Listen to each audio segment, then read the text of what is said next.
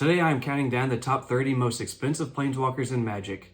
This video is going to be part 1 of 2, and in this video we're going to count down numbers 30 through 16, so keep a lookout for part number 2. I'm sure there will be a lot of Planeswalkers here that you probably didn't even know existed, so with that, let's just jump right into it at number 30. Coming in at number 30, we have Chandra, Fire of Kaladesh, San Diego Comic-Con 2015, $90. So, from 2013 through 2018, there were sets of 5 or 6 exclusive Planeswalkers that were sold only at San Diego Comic-Con. So it depended on which year, whether there was 5 or 6 Planeswalkers. And in 2019, they switched it up a little bit, where they had 1 Planeswalker plus the God Eternals from War of the Spark. But given that these Planeswalkers were only sold at a single event, that makes them scarce and rare and definitely a target for collectors. This 2015 version, this was based off the flip versions of Planeswalkers from Magic Origins. And they all had this sort of dark black on black style, so they're very unique looking. And I've always kind of liked flip cards from a collector perspective, just because you're essentially getting 2 cards for 1, and it kind of tells a little bit of a story. Moving on to number 29, we have Jace the Mind Sculptor, War of the Spark Mythic Edition, $90. So Mythic Edition was something sort of like a secret layer, and for the War of the Spark block, so that was Guilds of Ravnica, Ravnica Allegiance, and War of the Spark, there were 24 Planeswalkers that were given this sort of full art special treatment. And during each of those sets, Wizards released 8 Planeswalkers. So 24 in total. So during each of those, you would pay $250, and this was directly to Wizards, and you would get a booster box of 24 booster packs. 8 of those booster packs would be marked, and they would have 1 of the 8 Planeswalkers. So there was no randomization here. You were essentially paying $250 to get these 8 Planeswalkers plus the contents of the 24 booster packs. So definitely it was a stepping stone to Wizards trying to appeal more to the collector side of things. Jace the Mind Sculptor, of course, is one of the most popular Planeswalkers in Magic. Used to be very played, maybe not as much anymore, but he's definitely a fan favorite, and so this Mythic Edition at $90, that's number 29. At number 28, we have Nicol, Bolas, God-Pharaoh, San Diego Comic-Con 2017, $95. So this card was obviously from the 2017 edition of the Comic-Con Planeswalkers. That year included 6 Planeswalkers, so you had 5 members of the Gatewatch at the time, and then Nicol Bolas here was the 6th version. And this card is actually the most valuable out of those 6 Planeswalkers. And of course, he's one of the more popular and well-known villains of the Magic, so no surprise to see him on this list. I'll let you guess whether you think we'll see him again. At number 27, we have Garruk, Caller of Beasts, San Diego Comic-Con 2013, $97. So 2013, that's the very first year for the San Diego Planeswalkers, and this set was the most valuable overall. I think it was the most rare. I don't think Wizards really knew if they were going to do it in the following years or not. So this 2013 set had 5 Planeswalkers. They definitely tend to be on the more valuable side. And so Garruk, he's part of that set. Like the 2015 Chandra that we saw earlier at number 30, it has that very dark black on black style. So definitely a unique card. And Garruk, he's a popular character. He sort of disappeared from the sets for several years, it seemed like. And we saw him come back again during the Throne of Eldraine. And might see him in the future, but he's definitely a cool character, and he's number 27. At number 26, we have Jace, Vryn's Prodigy, San Diego Comic-Con 2015, $100.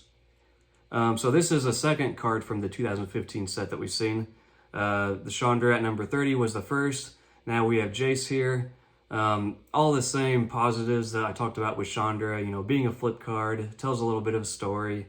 It's got that very unique look.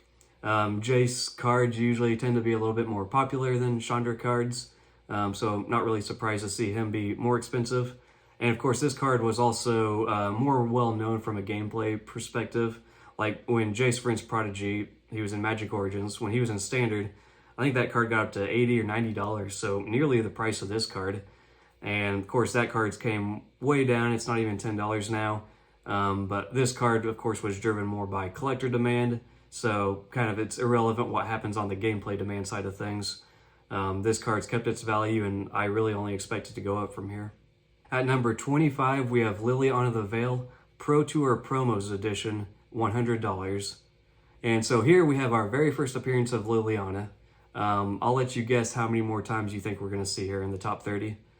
But of course, Liliana the Veil, super iconic and popular card. This card in specific was given out in 2015 for participants in the Regional Pro Tour qualifier.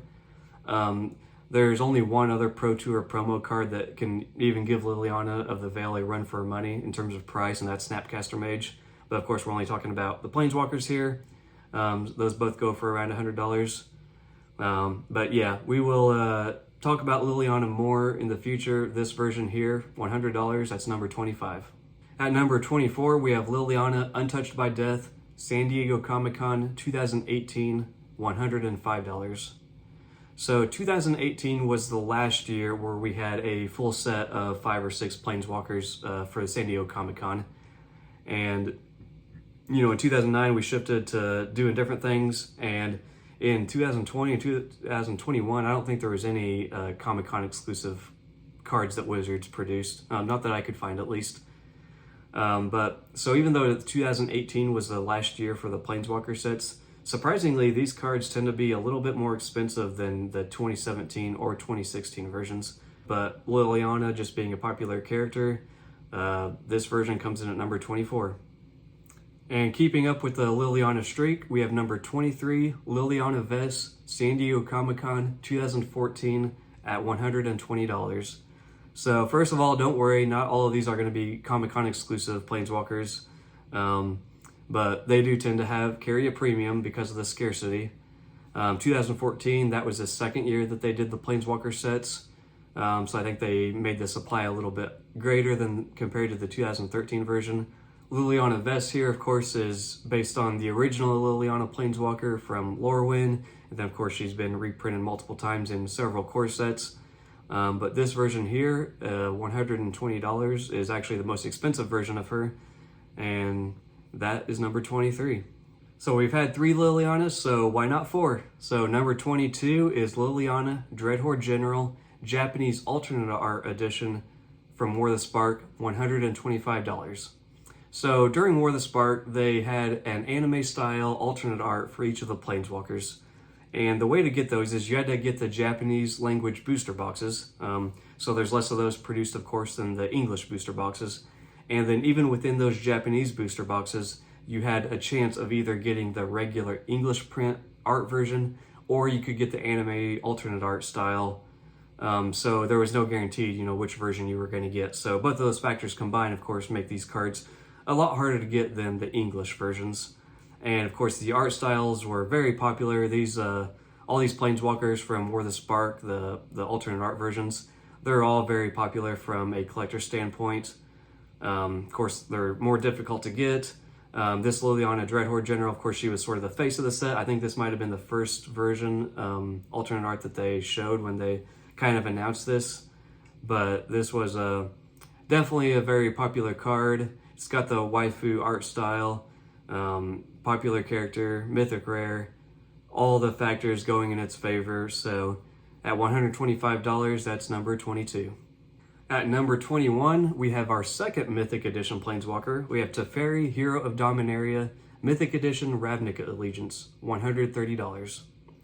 So just like the Jace before, this was a card that was a set of 8 Planeswalkers that went with Ravnica Allegiance. You paid the $250 and you got Teferi plus 7 other Planeswalkers, and then you'd get those 24 boosters. So again, sort of like a secret layer, but of course, this card, I really like the art. Teferi's a very popular character, and of course this card, I think a lot of people underestimated it when it first came out, but it kind of took off in Modern and definitely Standard, and I think it's played quite a bit in Pioneer still as well, but definitely a very popular character. This Teferi is actually the most valuable of all of the Mythic Edition Planeswalkers, and he is number 21. At number 20, we are going back to Chandra. We've got Chandra, Torch of Defiance, San Diego Comic-Con 2018, $135. So this is the second 2018 Comic-Con Walker we've seen. This year is a little bit unique because you don't usually see the Chandra in a set costing more than the Liliana, or even the Jace for that matter. So this 2018 was definitely kind of a strange year, but Chandra Torch of Defiance is actually, a very good card. It's actually one of my favorite Planeswalkers from a gameplay perspective. And so like Liliana Untouched by Death, of course, that's like barely played at all, if ever. And so, gameplay doesn't really drive the price of these types of cards because there are cheaper versions available for people who want them for gameplay. But them being playable does mean that collectors sort of have that extra opportunity to showcase their cards, rather than them, hanging on a wall or sitting on a shelf or something. So that gives it a little bit of a bonus. I think that's probably the main reason why this Chandra is more expensive than the other Planeswalkers in this set. But either way, that's number 20. And here at number 19, we have second Teferi Time Raveler, Japanese Alternate Art Foil Edition, $140. So when I talked about the Liliana before, that was for the Dreadhorde General Japanese style. That was the non-foil edition. Here we have Teferi in the foil edition, and all the same factors apply. Japanese boosters only. You got to get the alternate art style, and then of course getting the foil edition adds an even greater challenge to getting this card. So all of those foil Japanese War of the Spark alternate Planeswalkers, they're all very highly coveted from collectors. And Teferi Time Raveler, obviously a popular character. I'd say the card itself is more infamous than famous at this point. I think a lot of people don't really like playing against Teferi, but either way, it's iconic at the very least. So this card is number 19. At number 18, we have Grandmaster of Flowers, Planeswalker Championship Series, first place, $145. So these cards are kind of interesting. There's several different Planeswalker Championship Series promo cards. Some were given out for first place, some were given out for top 8 finishers, some I think just for participants. But these were given out, I think, mostly to game stores or places that were running events or tournaments that fed into, I guess, the Planeswalker Championship Series. So there's not just one of this card out here. It's not a single first place winner. It was the winner from all these different tournaments that fed into the larger series. But this particular one was given out in the spring of 2022. Grandmaster of Flowers, if you don't know who he is, he first appeared in the Dungeons & Dragons set Adventures in the Forgotten Realms. I really don't know how popular this character is on the D&D side. I don't really know anything about it myself, and I've never actually seen this card played in Magic, so I think just the scarcity is the only reason that drives this card's price. It was released only 8 months ago, so I will be curious to see if this one holds its value over time, but as of right now, it's at 18. Next up at number 17, we have Nicol Bolas, Japanese Alternate Art Foil Edition, $150. So just like I talked about with Teferi before, this is the foil Japanese Alternate Art version. Very difficult to pull. Nicol Bolas here, he takes the difficulty to another level, of course, because he's a mythic rare, whereas Teferi was just rare. So this Nicol Bolas, he's even harder to pull. He was the main enemy from War of the Spark, so definitely an iconic character. This Nicol Bolas, so this is the second time we've seen him on the list, and this is actually the most expensive Nicol Bolas Planeswalker there is. Finally, at number 16, we have Liliana of the Veil, Innistrad Foil, $170. So I told you we'd talk more about Liliana of the Veil later. So this is actually kind of a unique card for this list because this is the first card that you can pull in a regular English booster pack. All the other cards that we've talked about, they've either been the Mythic editions, which you buy straight from Wizards, or they've been the Comic-Con exclusive cards, or they've been the Japanese alternate arts that only come in Japanese boosters.